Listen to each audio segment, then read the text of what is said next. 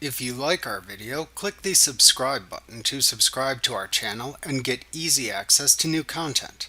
To see our full suite of ad-free video courses and training materials, visit us at teachucomp.com.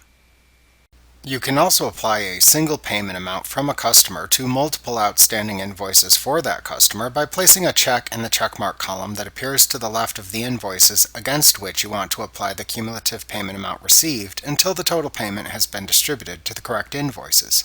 To do this, select Customers, Receive Payments from the menu bar to open the Receive Payments window.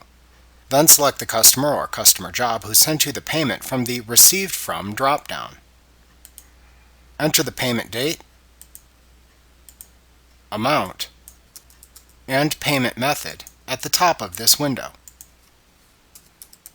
QuickBooks will automatically attribute the amount entered against all of the outstanding invoices shown from oldest to newest. You can check and uncheck the invoices by clicking into the leftmost checkmark column to apply and remove payment amounts as needed until the entire amount received has been attributed to the correct invoices in the correct amounts.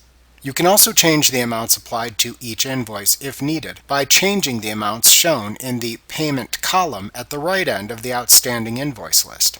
After you have attributed the single payment received to the correct outstanding invoices in the correct amounts, you can then either click the Save and Close or Save and New button to save the transaction and then either close the window or open another new transaction window.